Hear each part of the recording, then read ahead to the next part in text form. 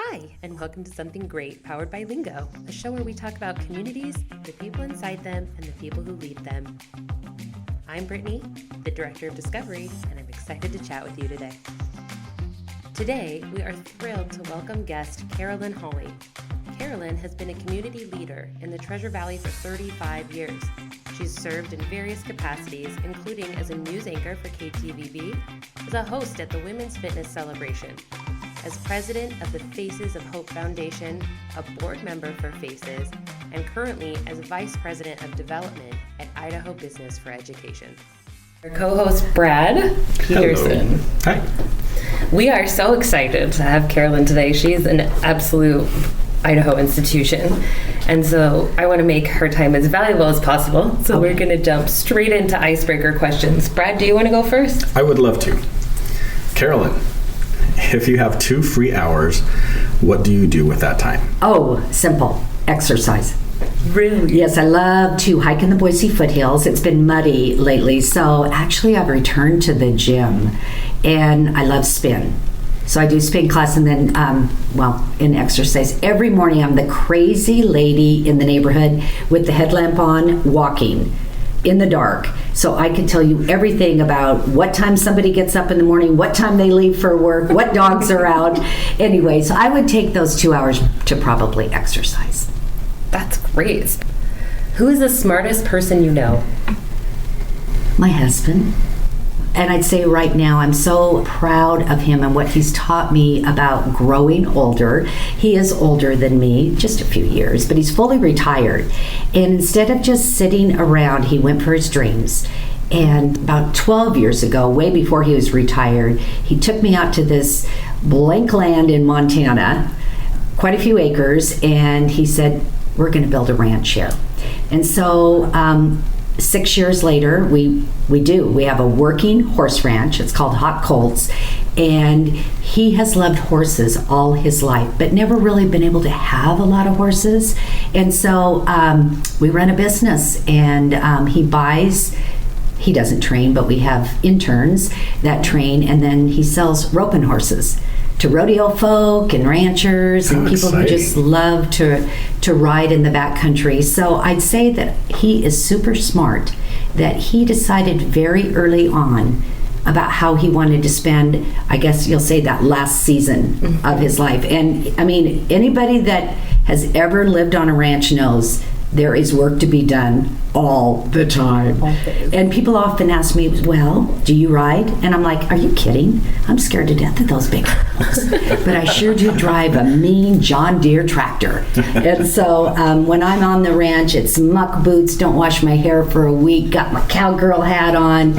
I just love it. So I would say I think he's really smart that he looked that far ahead. That's a great answer. It is. When given the choice, do you prefer potato chips or ice cream? I told you I'm eating clean right now. So, which is amazing. It's only been about a month and a half that I've really decided to clean up my diet, and it's amazing what you can do when you put your mind to it. But prior to Carolyn Holly changing her eating habits, definitely potato chips. Definitely. More salt, the better. The crunchier, the better. I love ice cream too, but I'd say definitely potato chip. Me too. What book has had the greatest impact on your life? Well, I just finished up with, and it was an audio book, Matthew McConaughey's Green Lights. Have you read it or listened to it? My best friend is a huge fan, and I just downloaded it for a road trip this week. Oh, good. I started on a road trip. My son downloaded it for me, and it took me a couple of road trips to get through it, but I love the way he delivers his lessons in life is basically what it's all about. And you start thinking about, wow, I relate to that. So I'd say Green Light. If you could choose one extinct species to bring back to life, what would it be? I don't know. Can I just flip it around a little bit and tell you what my favorite animal is at the zoo? Absolutely. You can do whatever you want. I have 2. At the Boise Zoo, it would be the zebras. Because I think how did God do that? I mean, how did he make all those lines match up on those zebras? I think it's beautiful. And then I grew up in Portland, so the Portland Zoo is a fabulous place. if you ever want to take your family somewhere. And then I'd say what I love at the Portland Zoo, and I haven't been there for a long time, would be the polar bears. I love watching them swim. So I'm sorry I didn't answer your question, but I don't know what I would bring back. It sure wouldn't be any kind of snake, or excuse me on that. I mean, that my hiking in the foothills, I run into enough snakes on that. So I don't know what I would bring back. That's still a great answer. Yeah. Okay. What personality trait has gotten you in the most trouble? It's all the time. I get so excited about things that I just go for it, and I'm a big idea person, and I'll suggest something without walking through the process of getting there, and I've gotten myself in a lot of trouble doing that. And to be honest with you, I've tried to pull back. I just get so excited about life, but I try to pull back on those big ideas and think, who will be affected by all of this? So, I mean, I don't know. But you're a visionary. Well, I am a visionary, I guess. I'm a big idea person. I'd say lately, a couple of things that come to mind. I used to be quite the hostess. Enjoyed having people over. I mean, our best friends. My husband was a Little League coach forever, and so our home was always where everybody gathered. And my latest thing is I've been volunteering to put on parties, and I can't believe how I'm getting exhausted now from doing that. You would think that was never an exhausting thing to do, but that would be again, oh, hi, hand up, we need to gather somewhere. How about my place? And then I'm like, gosh, I'm kind of tired by the end of this. So anyway, they're not bad things, but I would say that I just get so excited sometimes that I don't think about maybe my time commitment or my energy commitment, that type of thing. That's a very fair answer. Okay, one more food question. What food could you eat every day and never get sick of? Guacamole. Ooh, yes. That works for clean eating too. It does work for clean eating, but you can't have the chips. That's So, okay. but guacamole is not as good with carrot sticks I or believe you. celery. But anyway, guac. Love guac, and my granddaughters make the best guac. I like a little chunky, and anyway, guac. Okay, now I'm hungry. So our next question actually comes direct from our team here in the office, and they asked, who would win a fight? 1 horse-sized duck or 100 duck-sized horses? Oh, that kind of goes with the ranching background that I've been introduced to lately. I'm all about team. So I'm going to take the gaggle of ducks that are The tiny horses? Yes, the tiny horses, because they're going to work as a team to overcome that mammoth thing out there. So I'll just say that. I like That's fantastic. I love it. What is your favorite number? 7. Oh, of course. Channel 7. Always has been one of my favorite Always a numbers as winner. well, 7. Yeah. And our last icebreaker question. If you could only wear one color for the rest of your life, what would it be? It would be a jewel tone blue. Ooh. It would have to be a jewel tone. It was between a wonderful plum or a royal blue. I'd take either one. I love it. And I have really enjoyed getting to know you. Thank you. And we should probably move into the meatier part of our podcast. Brad, do you want to start? I sure can, yeah. Carolyn, you have served in so many ways, in healthcare, with children, as an anchor. What is something you would say truly captured your passion along the way? The people. It's totally the people. I have loved having the opportunity to meet so many different people from so many different backgrounds. I mean, television really allowed that, but my time in healthcare and then my current job as Vice President of Idaho Business for Education, I just am amazed sometimes about how many people I get to meet. And I don't mean it like I get to meet them. What's so rewarding about it is how you can take something from somebody and better yourself as well. So I love listening to their stories. I love telling their stories. I love connecting them to people. I love collaborating with them. So my passion in life is just like what my mother's passion was. And it's people. And Okay, so you've met so many people, Yeah. I'm certain, and you've been involved in so many facets of the community. How do you choose the causes to become sort of intimately involved with, and which ones to let somebody else take for now? That's such a good question, because when I started out as a resident of Boise, Idaho, but I was going to say professionally in Boise, Idaho on air, I just jumped at any opportunity to volunteer. And I really found, again, not watching, time commitments that it would take and that type of thing. And I found you'll find with some boards in the nonprofit world are working boards. Others just meet to make decisions. Maybe they have executive directors and staffs that do a lot of the work. But more than anything, what I've done with volunteer work right now is found what I was passionate about. And if I have an opportunity to talk about it, I am the president of the Faces of Hope Foundation. It is a remarkable, again, nonprofit where we take care of victims of sexual assault, child abuse, elder abuse, stalking, domestic violence, all in one center. It was created about 15 years ago by the Ada County Prosecutor's Office. Greg Bauer was our prosecutor at the time. Jan Bennett's also helped, who is our current Ada County prosecutor, and then Gene Fisher, who is now retired from the prosecutor's office. But they knew that we needed victims to come to one facility, because at the time they were being scattered all over the city for the services that were being provided. So we say, come through one door and tell your story once. And we have over a dozen partners in there. We have Boise Police Special Victims Crime Unit. We have Health and Welfare. We have the U of I Law School. We have counselors. We have St. Luke's and St. Al's. We have incredible specialists.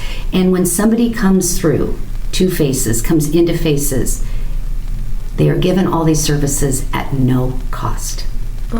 No cost. So I get a chance to lead this foundation where we raise funds, but we raise awareness as well, because a lot of people don't know about Faces. They kept it kind of quiet for a while for security reasons, but we've got 24-hour security right now. We're right down there on Myrtle. You can find us in downtown Boise.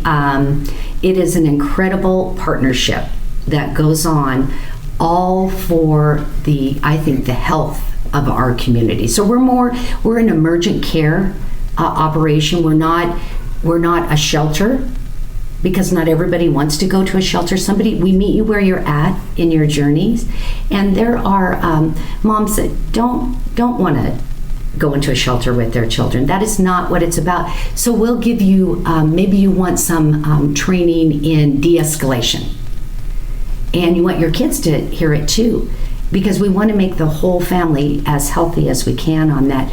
Or possibly you just need a couple of nights in a hotel, so we'll put you up there. Or your perpetrator broke your glasses, we'll get you new glasses. And again, this is all at no charge. So it's Faces of Hope, and we are there to help anyone. What an incredibly valuable service. Are the doors open all the time so someone can come in at any time of day? We are secured and locked down, but we often have officers that bring victims to us, and they're called our SANE nurses, SANE, sexual assault forensic trained nurses. They all live within 30 minutes of our facility, so they'll be there within 30 minutes. We'll make sure you'll get taken care of. We'll get you out of the situation you're in, meet with you the next day, and you'll just be, these arms will come around you of all these partners of what kind of help you need. Prosecutor's office. Maybe you don't want law enforcement involved at the time.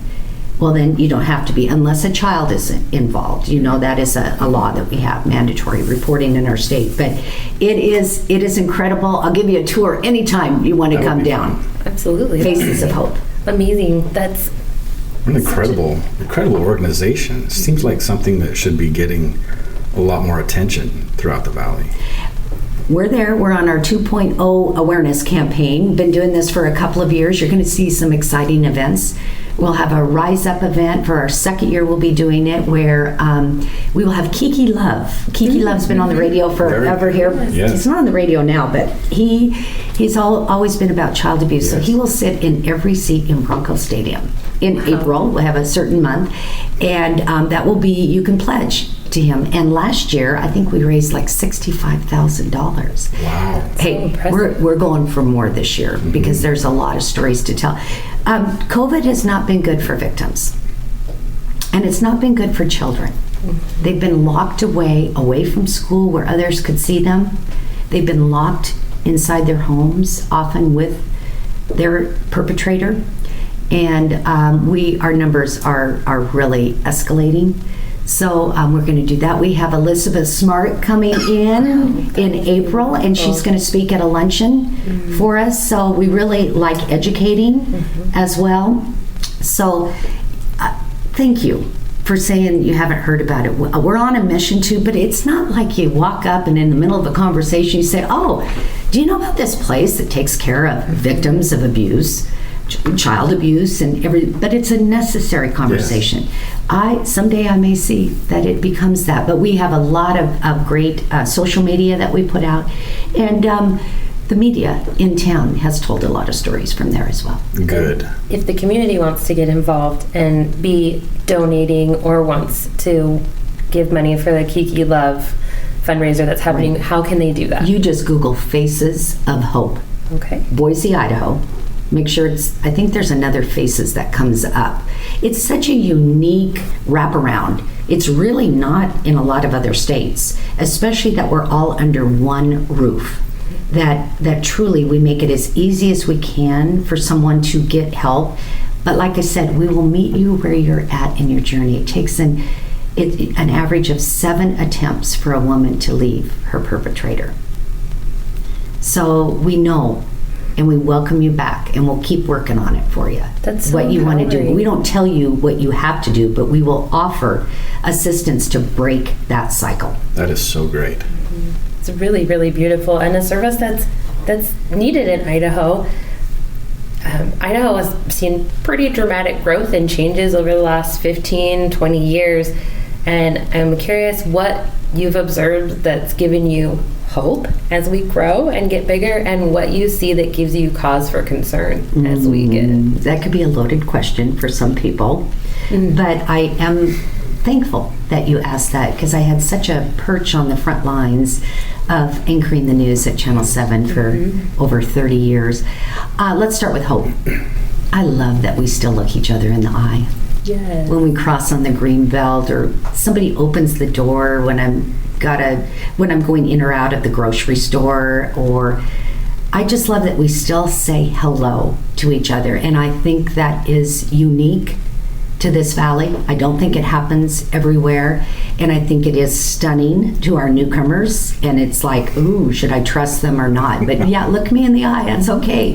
That's what we do around here, and we'd like you to do it too. Yes. I love that. So I'd say that would be the joyful part of it. Maybe the worrisome. I'm very blessed to serve on the Boise Police Chief's Citizen Advisory Panel. There are 12 of us. One thing I fear with the growth is the personal safety of the people who live here. And we'll have to stand up, and we'll have to have a big voice. That's my soapbox. I think it's important, and it's especially different in a community that is so friendly. Yes. You said. Yes, but And let's not be naive. And we have to come up with solutions. As a community, we've been talking about what we're going to do, but we really need to get our hands on that. I appreciate your thoughts. And now I'm really excited in just 1 minute here to talk about another community piece that you're a part of, Idaho Business for Education. Yeah. So we'll be right back with that. Great. Spring is just around the corner, and if you're ready to get out of the house and have an amazing experience, make your way to Idaho Falls Zoo. The zoo reopens April 13th, and all your favorite animals will be on display. We can't wait to see you there.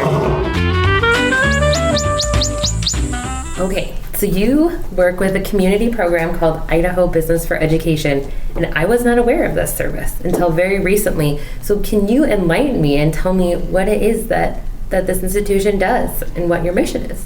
Thank you for the opportunity to talk about Idaho Business for Education. You're not the only one who hasn't heard about it, so I'm going to tell you about it. I've been with them about 3 years now. I'm Vice President of Development, so right up Carolyn's alley, I get to develop relationships all over the state. So here's what we are. We are the only business voice for education in the state of Idaho. So we have over 250 members statewide from Sandpoint to Soda Springs and all points in between, who are really the decision makers inside their companies. They are everywhere from the CEOs to HR to maybe an up and coming member of a company, and they're all size companies as well. What they do is they work to support policies that strengthen education so that we can create a workforce, a skilled up workforce for the jobs we have today in Idaho and what's coming our way, because we got a lot more opportunities coming our way for changes of the type of skills that we're going to need for the jobs. So we're nonprofit, 501c3. I always tell people you can even write it off. We're fully funded by our members. It is based on membership. So you, again, I should tell you the website, idahobe.org, where you can inquire to become a member, and we love people that believe in that mission, but we're very upfront about it. We are in that alley of education. We have built the bridge between education and employers. And it makes a lot of sense. You know, I mean, why do we get educated? So that we have this quality of life and this great job that we love. So we build that bridge for you. We are collaborators and connectors. We have a state house strategy where, again, we work on policies. We work very closely with the governor. And we need to know what's going on with education. We're promoting what is going to be good for education in the state. And then again, with the workforce, one of the newest programs that we instituted during COVID was the first ever federally registered youth apprenticeship program in the state of Idaho. There are 1,300 federally registered apprenticeships. These are for Idahoans aged 16 to 24. Yes, you heard me right. As young as 16 and then to 24. We can have younger workers because the feds have already gone through all the loopholes on this. But you know, you used to think that apprenticeships were just plumbing or the trades, right? Which are fantastic careers to go into right now. I mean, you want to make a good living. Oh my gosh. But they're also, like what gets me excited, graphic artists, a marketer, cybersecurity, healthcare. Wow. And what the advantage for the employer is that you really get to create your own pipeline on how you want to build culture and the expectations in your company through these apprenticeships. You don't just hire an apprenticeship, you already have the job. And you decide, you know what, I want to invest in that employee even more. And so by investing, you're saying, hey, do you want this opportunity to earn a federally registered apprenticeship? You know, we need to hit this, this, and this. And we work with the Workforce Development Council out of the governor's office. So they do a lot of the background for you and help you with the HR part and that kind of thing. But now you've invested in this employee, and nationwide, it shows that the retention rate of employers who invest in their employees with an apprenticeship is 89%. 89% of them stay with the company. That's impressive. Yeah. So impressive. And actually, look at the financial sense it makes. So many employers train up, spend all this money training up an employee, and they leave in a year or two. But these people, these employees of yours have seen that, man, my employer cares about me. So we're standing up 400 youth apprenticeships in 4 years in the state of Idaho. I think we're at about 45 right now. And again, check out our website, idahobe.org, and you can learn more about that. But you don't just hire an apprentice. You can already have the position and make that an apprenticeship position. It doesn't cost you any more, but you're investing in that colleague. That's Fantastic. And we'll make sure and put the website in our show notes so that people can come back and see. Definitely.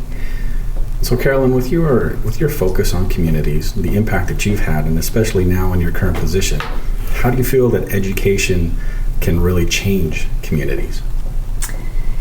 I think education changes people. And if you change people, you change a community. I have not always been this huge proponent of education. You want to know the truth? I mean, basically, I loved the social part of school. I mean, I did the reading, writing, and arithmetic. I had no problem ever passing my classes. But this was a girl that grew up in the performing arts wing of my high school. It was all, by senior year, first period was, the special choral group I was in. Second period was drama. Third period might have been like U.S. history or yearbook. Fourth period and fifth period was more drama, more music, So I can't say that, but it was good for me because it landed a career in television. But what I've learned for education is that it is the equalizer for a person. And again, I'll say for a community. Nobody can ever take your education away of what you've learned. We are very big on promoting continuous learning, that you don't stop at high school graduation. Go on and get a certificate, youth apprenticeship. Go on to college if that is the right thing for you. But go on and learn some skills that you can better yourself. And truly, where I'm at, like as a grandparent right now, I say, I want to learn. Now I'm not the 18-year-old anymore that was like, I can't wait to, get back to my practice of the theater. I want to keep learning all the time. And so I would say, what does education mean to a community? If you've got an educated community, they're going to make good decisions that will impact everyone in that community. We're very much proponents of being making sure your children are proficient readers at fourth grade, because you learn to read up to that level and then you read to learn after fourth grade. So did y'all hear that? You learn to read up till fourth grade, and then your child or grandchild or great-grandchild will read to learn. So they've got to have those skills down.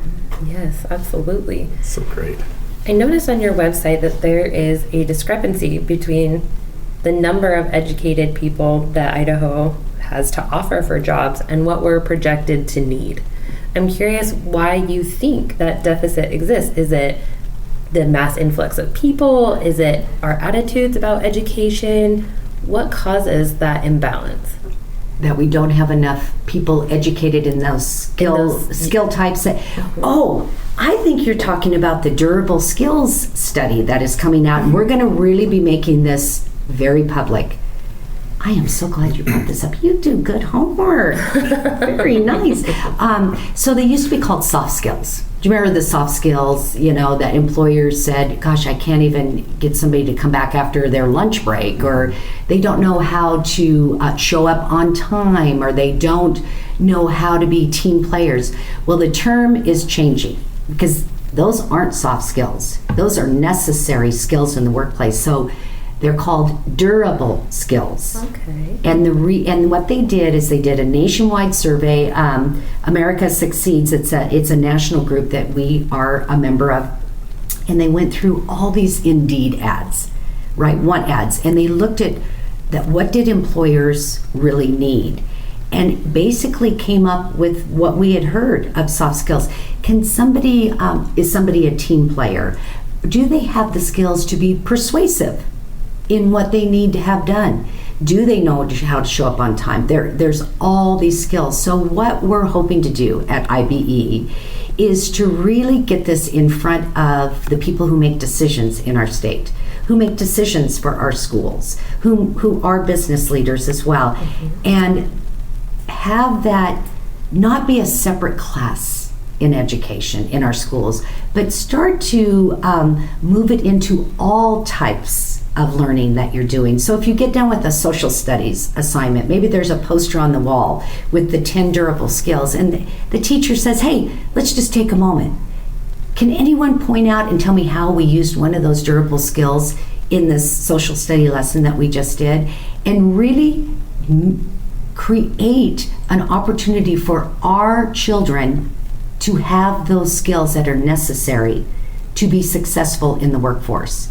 So durable skills, that's the new term you're going to see, and that's part of the gap there.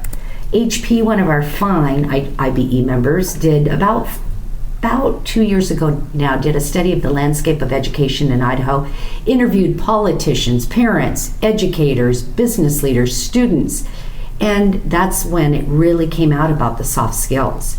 And that really bubbled to the top. What else bubbled to the top at that time? This was pre-pandemic, was the mental health of our students. IBE, with the help of HP, has really brought that into the light, and now we're seeing it so much more with the pandemic and the masks and those type of things. That, but we have both of those, durable skills and the HP study, on our website. So there's a little bit of a divide there and development happening there.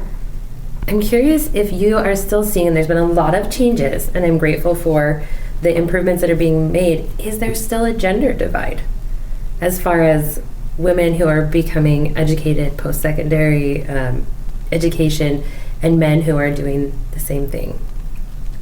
I wish my CEO was here to answer that question, because he has actually looked through studies and he has data on this. He's almost calling it a crisis. We have fewer men going on to college right now, and we have more women seeking higher ed certification. Really? Now, what's the why behind that?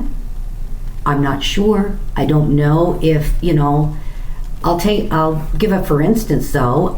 Say in Lewiston, there are some great jobs at the mills up there.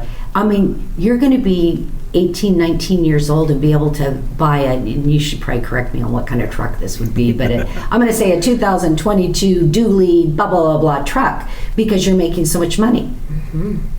Well, you know what's going to eventually happen. All those mills are going to become automated at some time. So there's still room for you, but you're probably going to have to figure out some type of certification to be able to fix those computers that are now running the logs through and cutting them and sawing them. But he cites that sometimes of, maybe the males want that kind of money. At least it makes sense in that community, doesn't it? And it's a generational thing too. Their dad might have worked there, or their mother, or whatever. But the world is changing, and our children really need to get up to date on the skill levels that are going to be required with AI, artificial intelligence, that's coming down. This is where I'm telling you, these apprenticeships are so fantastic for the students as well. And I want to say one thing more about the apprenticeships that I love, because my grandson's doing it. He is in plumbing and HVAC. He's in a 3-year program. Here's what is so great. You earn while you learn. Oh. So there's that gap. I'm almost answering the question right there. He's still earning a salary while he's learning a trade. IBE's youth apprenticeship programs, fantastic. So that could be part of but it was really surprising to me that he saw these studies that more females were going on to higher education than males. That is really interesting. Wow. So IBE, they provide a lot of the tools and resources to help these kids who are getting out of high school, correct, and trying to get into the job force. We do. Our employers want them right away. We have various programs at the local level, and I'll just give you one example. It's like a principal partnership program. And so Rick Lears, the great CEO of Franklin Building Supply, spent time as a partner of the technical education school in the Boise School District with their principal. Rick told me, I got more out of it than I think the principal did. And I said, what do you mean by that? He goes, I was able to go in and see what they were teaching these students and actually tell the principal, well, if you just tweak it a little bit, what we're doing now at Franklin Building Supply, I'm going to hire those kids.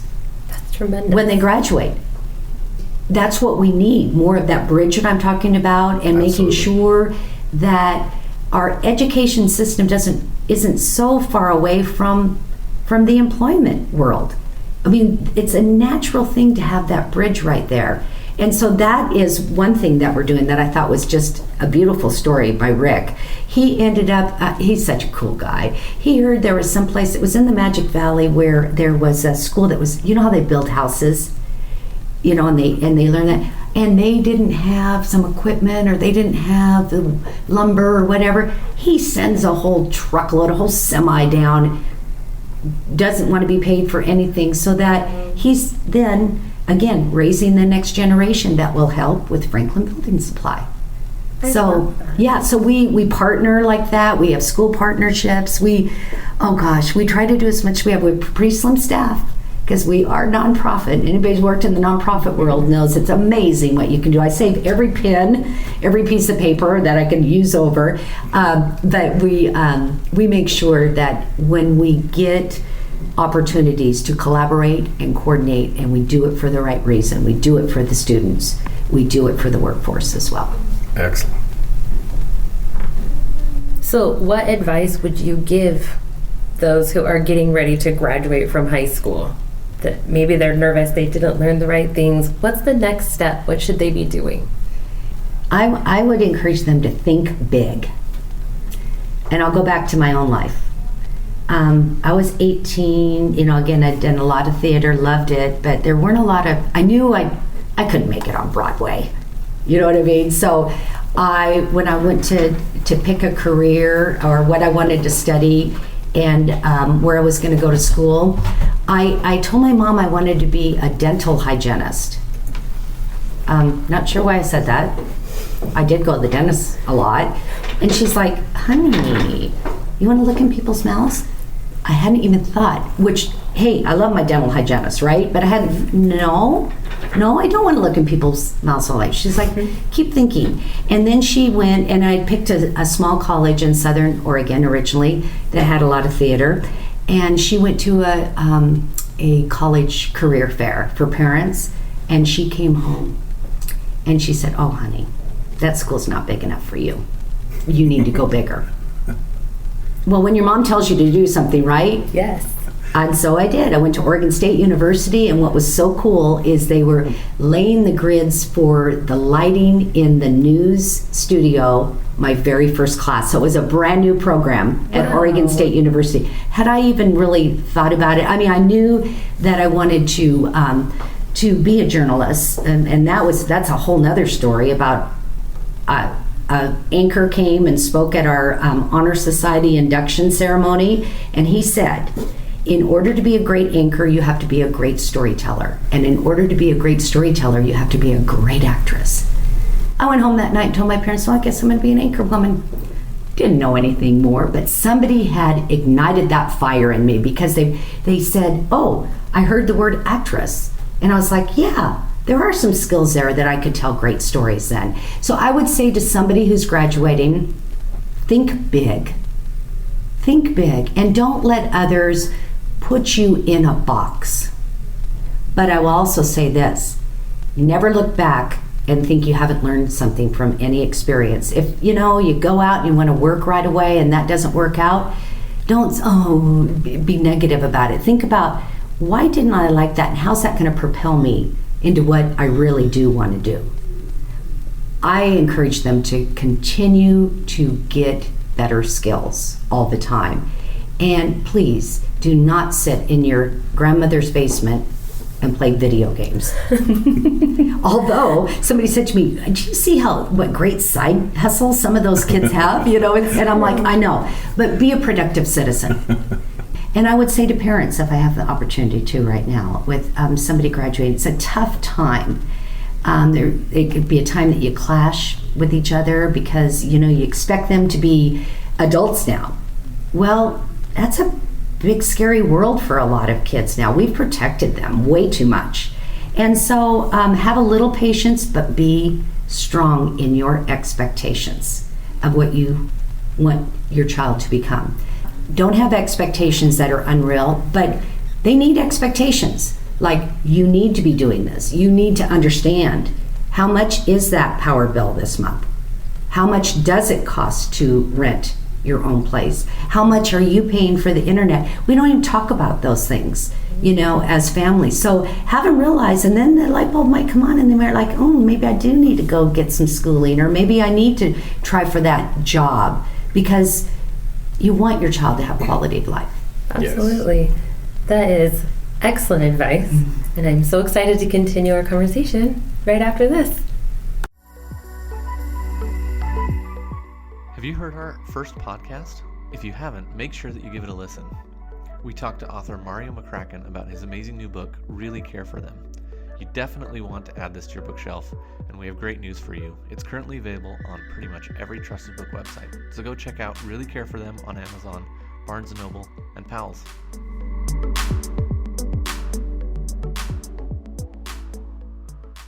Well, we are back with our final segment with Carolyn, and I really wanted to talk to you. You have been a leader in our community for more than 30 years, and you're a woman, and that is unique, becoming less so, but still unique. I wanted to talk to you about what it's like to be a female leader and what other women need to do to become leaders and what that looks like. Be a team player.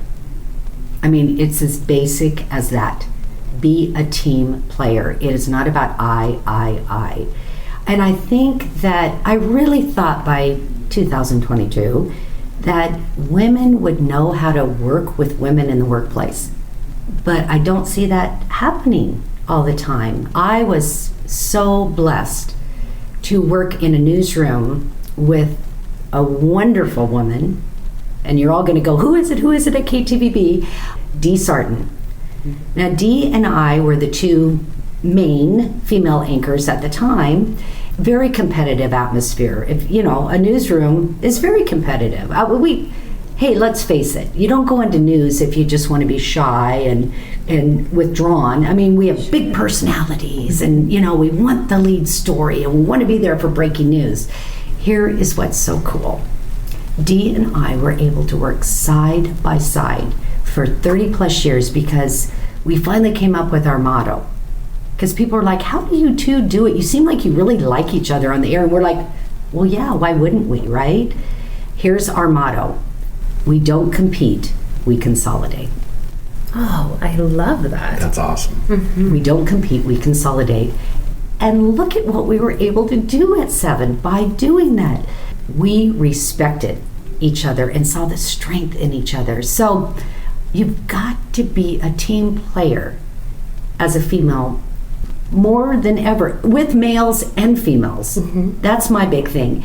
And my big thing is also this, and it doesn't always get to happen, but work so hard that you're indispensable. Mm-hmm. So, I raised a family, but I also had this beautiful career. And I have to thank my husband, for having my back a lot of times too. But they knew when I was going to put family first. I made myself indispensable at work, right? Mm-hmm. But my family, when they knew that they were going to come first, they knew she'll be there when we need her. Let's let her go do that. Mm-hmm. Let's let her go do that. So it's hard a lot of times to be a mom with children growing up and trying to do it all. I hope all of them have great partners that help them along the way. Mm-hmm. But if you work so hard at your job that you're indispensable, then when that time comes that you have to go to your boss and say, I need this off right now, or for me, I have to be at that baseball game at 6:00. I am not going to miss it. They understand because you've worked so hard. So you said we should engage in teamwork, and you didn't compete at all with Dee. No. You just built each other and supported each other. We had such a connection from the very, very beginning. Mm-hmm. I'll tell you what, I idolize her. I really do. I call her our angel on earth. I got the job, and people started asking me if I was Dee Sarton's sister. She wasn't there at the time. And I was like, who is this person? I went to management. Who is Dee Sarton? Oh, you don't know who Dee Sarton is? And she had been there prior to that and then taken a period of time off. Well, she came back. And when she came back, I started watching her on air. And I loved how she handled like the challenges on air. And at that time, technically, like we'd go to do a live shot and it'd go to black, or you'd be in a live shot and it would go down, or those kind of things. So I'd watch how she handled that. And I didn't mimic her, but I would watch and I'd say, okay, when I get in that situation, I know it's okay to say, hey, we're having technical difficulties. I think that was the term we used to use. And now we just say, shoot, we just lost that live shot. Darn it, we'll get it back. I would watch how she was so graceful on air and so good to the people that she would interview. So I got to work side by side with my idol. And like we said, we didn't compete, we consolidated. And we really did when our kids were young. Mm-hmm. If one of them had an earache and we couldn't make it in, called her up, Dee, can you do this show? Sure, I can. Oh, Carolyn, Bree's running 103 fever. Can you just step in? Sure, I can, Dee. We didn't go behind our bosses' backs, but we did make sure that we consolidated when we needed to be there to be on air for our station. And that solidarity has to be empowering. And no one in the audio audience can see this, but you just smile and you just glow when you talk about her. If you saw us together right now, we're both retired from it. I mean, I come back, I'm a permanent fill-in anchor for Channel 7 and love that. When we see each other, this is crazy. We don't even know we're doing this. We grab each other and we're arm in arm. And it's like, if it's time to go, like after we had a wonderful dinner with the former GM of Channel 7, Robert E. Kruger, we're walking out of the restaurant like that. We're walking to our cars and we're like, we don't want to let go physically of each other. Isn't that something? And we don't even realize we're doing that. That is a wonderful role model. Absolutely. And a wonderful woman to work with. And I think you should all find him and be that in your own workplace. And that can be built, that kind of relationship, by supporting each other instead of looking for ways to supplant or taking every opportunity to kind of get one up on someone else. That feeling of we're a team and we work to support each other. Teamwork. Fantastic. Fantastic. So Carolyn, what advice would you have for the young women in our community who want to become community leaders themselves? I think that it's important that you go visit with some of these organizations. I'll say nonprofit right now, because a lot of people ask me, gosh, you're so involved in the nonprofit world. I don't even know how to break in. I'm like, what? Break in? They're always looking for volunteers. Any organization is looking for a volunteer. I have a little advice. You want to make sure that you find something you're passionate about. Something that you really are interested in, because if you want to make a difference, you've got to jump in 150% into that. You can't just do it 50% of what's needed. And you've got to have clear instructions of what is required of me if I'm going to serve on a board. What are the expectations? Find what you're just passionate about that really rocks your boat, and then jump totally into it. I can tell you this. At one time, I was on the Boise School Foundation. I probably made more close friends in the business world by volunteering side by side with other business leaders in our town. Did we get paid for the work we did? No. But here's the thing. We saw each other's, we could exchange ideas, and we saw the follow-through that everybody did. I had job offers even from that, because they saw, oh, she's got this skill set. She does follow through on what she says. So I would say, if you want to be a leader in the community, make sure that you go after something that really you're very, very passionate about. Make sure that you do your homework. Talk to people who are in it. But the main thing is, I would really tell you this, jump in at 150% and follow through. And that will be a wonderful reputation for you in your community. That's such great advice. It really is. We are getting low on time, which is unfortunate, but we like to close by talking about something great. So as we end the show today, what is your something great that you want to share with our audience? How about today? This was fun talking with you guys. I would just say something great. Have gratitude. Be grateful for your life. Be really, really grateful. I often find myself, when I put my head on my pillow at night, I ask myself, did you make the world better for anybody today? Did you make it better for your family? Did you make it better for you? How did you have an impact on people today?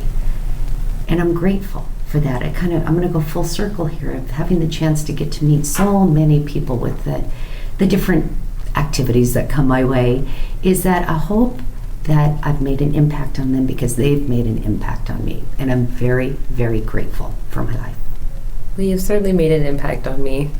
And I'm so glad that you were here today. Thank you for taking the time to be here. Thank you. Thank you so much. Thanks for joining us today. We hope you feel inspired to do something great.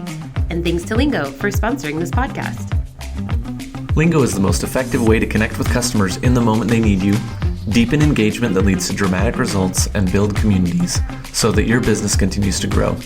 You can find us on Facebook, Instagram, LinkedIn, or at liiingo.com. See you there.